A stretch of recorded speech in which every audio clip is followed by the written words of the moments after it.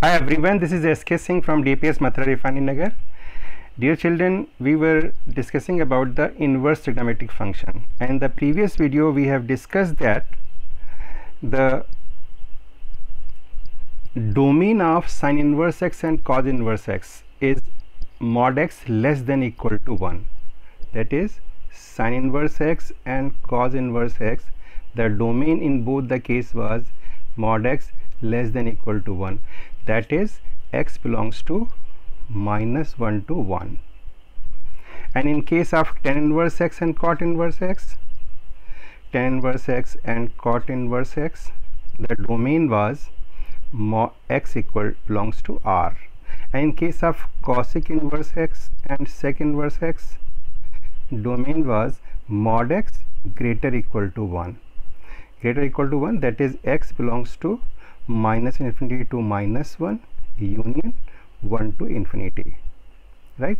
This can also be written as x less than equal to minus 1 and x greater equal to 1. These are the domain functions. Now we'll solve a few questions based on this. Point number 1, this is property number 1. Say, if I say sin inverse x is equal to x, sin inverse x equal to x, this does not exist always. It exists only and only when x lies in its domain. And right now we have discussed the domain of x is mod x less than equal to 1, or we can say x belongs to minus 1 to 1. So sin inverse x equal to x is possible when mod x less than 1 or x belongs to minus 1 to 1. Suppose if I say sin inverse 1 by 2, you can say this 1 by 2 is lying between minus 1 to 1, therefore its answer will be 1 by 2. But if I say sin inverse 2, you can say here 2 does not belong to minus 1 to 1, therefore it does not exist. This point must be taken into the consideration before arriving to a solution. Now in the same way, property number 2, we can discuss cos inverse x will be equal to x when mod x is less than equal to 1, when mod x is less than equal to 1, or x belongs to minus 1 to 1. That is, if I say what is the value of cos inverse 1 by root 2, you can see 1 by root 2 is belonging between minus 1 to 1, so the answer is 1 by root 2.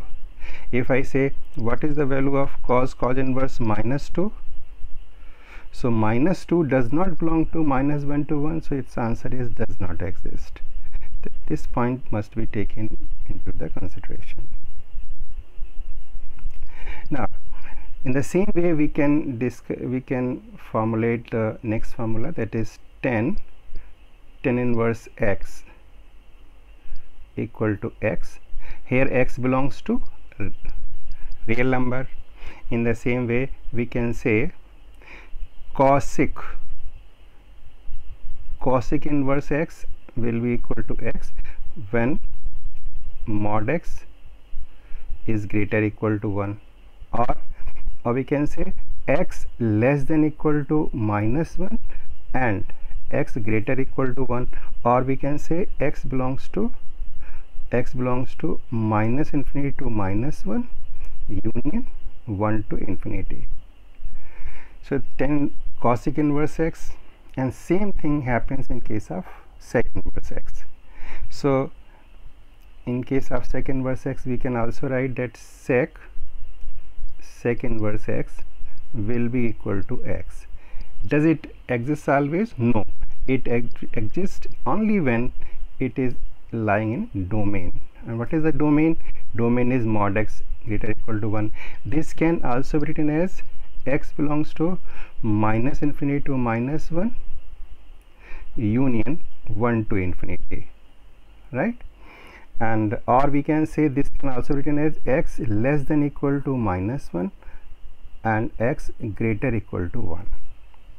So there are 6 trigonometric functions. We have sin inverse x equal to x when x belongs to -1 to 1, cos inverse x equal to x when x belongs to -1 to 1, close interval, and tan inverse x and cot inverse x will be equal to x when x belongs to R. And similarly cosic inverse x equal to x and sec inverse x equal to x when x belongs to mod x greater equal to 1, or x belongs to -1 to -1 or 1 to infinity. So this is one of the very important set of properties. And next set of properties we can discuss. Point number 2, property 2.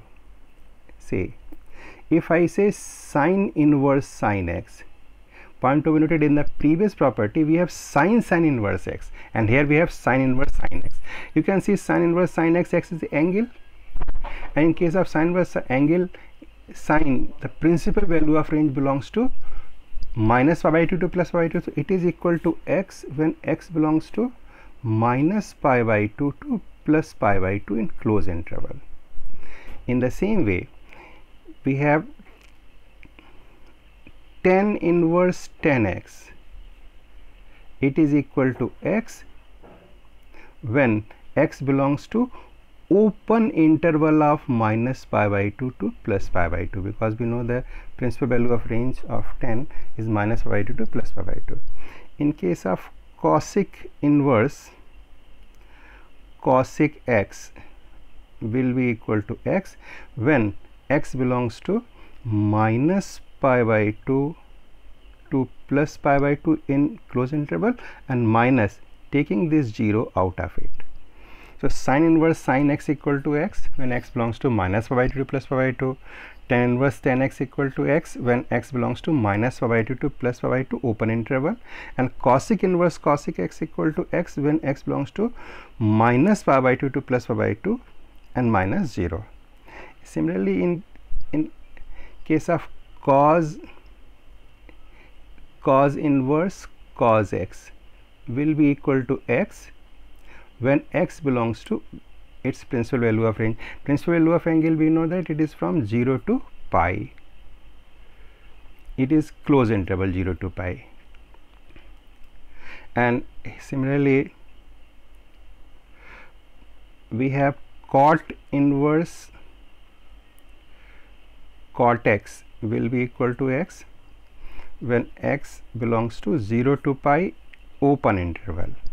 And similarly, sec inverse sec x will be equal to x when x belongs to 0 to pi close interval minus pi/2. So this is the second property. So we have come to the conclusion of this property that sin inverse sin x equal to x, tan inverse tan x equal to x, and these all will be equal to x when x lies in domain, and domain of sin inverse cos inverse x is mod x less than equal to 1, tan inverse x and cot inverse x is R, and cosec inverse x and sec inverse x mod x greater equal to 1, x belongs to -infinity to -1 or 1 to infinity, or x less than equal to -1 or x greater equal to 1. Let us solve a few more questions. If I say what is the value of sin inverse sin pi/2, so you can say sin inverse sin pi/2 will be equal to pi/2 because this value lies in the interval principal value, that is -pi/2 to +pi/2 open interval. So what is its answer? Its answer is pi/2, right? In the same way, if I say what is the value of sin inverse sin 3pi/4, you can see sin inverse sin 3pi/4, can this be equal to 3pi/4? Answer is no, because 3pi/4 does not belong to -pi/2 to +pi/2. So we will adjust the function in such a way that the value lies -pi/2 to +pi/2. So you can say sin inverse sin 3pi/4 can be written as pi minus pi/4. You know, pi minus pi/4 is 3pi/4. right? And sine pi minus theta, you know, sine pi minus theta angle lies in second quadrant. In second quadrant sine is positive, so it will come out sine pi by 4. So its answer is sine inverse sine pi by 4. And can this sine inverse sine pi by 4 can be written as pi by 4? Yes, because pi by 4 lies between minus pi by 2 to plus pi by 2. So its answer will be pi by 4, because it lies between minus pi by 2 to plus pi by 2. In the same way, let us see one more question. If I say sine inverse sine 13 pi by 6, you can say its answer cannot be written as 13 pi by 6, because this angle does not belong to minus pi by 2 to plus pi by 2. So we can write this way also, sine inverse sine, it is 2 pi plus pi by 6, right? And sine inverse sine 2 pi plus theta, you know, lies in first quadrant, and first quadrant sine is positive, so we can write it as sine inverse sine pi by 6, right? And sine inverse sine pi by 6 can be written as pi by 6. Why can be written as pi by 6? Because it belongs to its principal value, that is minus pi by 2 to plus pi by 2. So what is its answer? Its answer is pi by 6. This is the answer. Let us solve a few more questions based on this concept. If I say tan inverse tan 7 pi by 6, you know, in case of tan, the principal value lies from minus pi by 2 to plus pi by 2, open interval. So here we can write in tan inverse 10 pi plus pi by 6, and pi plus pi by 6 lies in third quadrant. In third quadrant, you know, tan is positive, and tan pi plus theta will be equal to plus tan theta. So here we can write here tan inverse 10 pi plus pi by 6 is pi by 6. It will be with positive sign, and this answer can be written as pi by 6, because this pi by 6 belongs to the open interval of minus pi by 2 to plus pi by 2. So its answer is what? Its answer is pi by 6. And if I say what is the answer of tan inverse 10 pi by 6, answer is pi by 6. What is the answer of tan inverse tan 7 pi by 6? Answer is pi by 6. Let us solve a few more questions. If I say cos inverse cos 7 pi by 6, here we know that the range of cos inverse function is from 0 to pi in closed interval, but 7 pi by 6 here is greater than pi, it is more than pi. So what we do, we know that cos inverse cos, we can say pi plus pi by 6, you know, pi plus pi by 6, it is lying in third quadrant. In third quadrant, you know, cos is negative, so we can write here cos inverse minus cos pi by 6,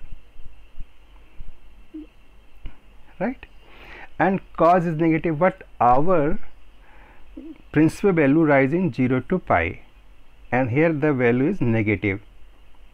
It means in case of desired principal value of range 0 to pi, negative value lies in second quadrant. So this negative sign is taken in second quadrant. We can write in this way also. You take this point very seriously. Negative point is to be taken in second quadrant. Second quadrant cos pi minus pi by 6.